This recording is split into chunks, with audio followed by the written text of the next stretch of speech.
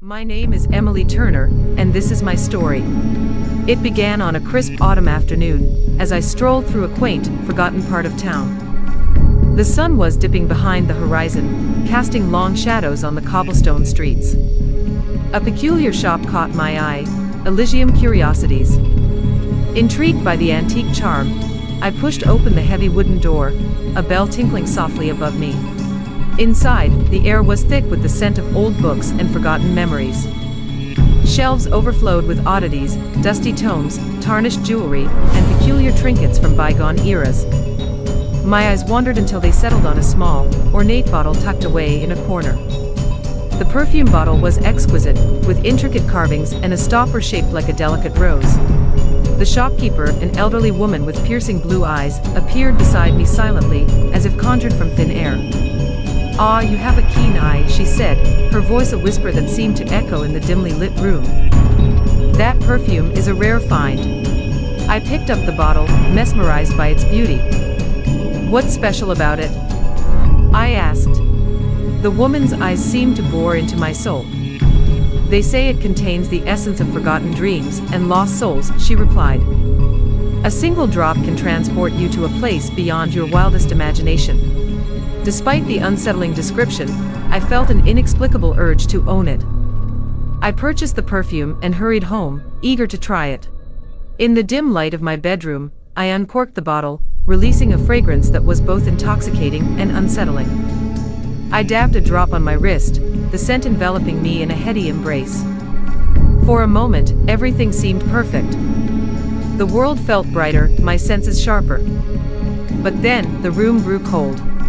A whispering filled the air, unintelligible and eerie. I looked around, but no one was there. The whispers grew louder, converging into a cacophony of voices.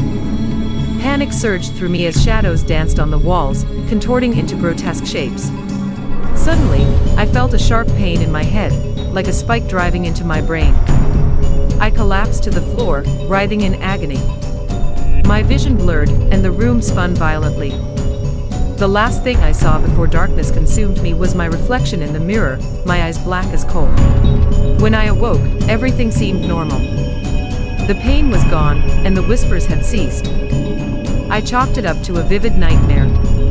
But as the days passed, strange things began to happen. I would lose track of time, finding myself in places I didn't remember going. My friends noticed the change too. They said I seemed distant, almost hollow. One night, I awoke to find myself standing in front of the mirror, the bottle of perfume in my hand. I watched in horror as I applied it again, unable to control my own movements. The scent filled the room once more, and the whispers returned, louder and more insistent. I tried to scream, but no sound came out. My reflection grinned wickedly, a malevolent force staring back at me through my own eyes. I realized then that the perfume had awakened something inside me, something dark and ancient. It was no longer just a scent, it was a presence, a parasite feeding on my soul.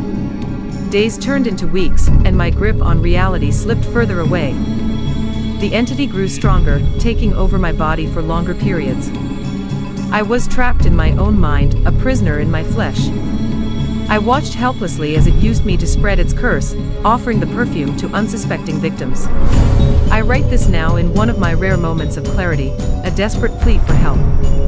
If you find this letter, beware of the cursed perfume. Destroy it, and never let its scent taint your soul. For once the scent of madness takes hold, there is no escape.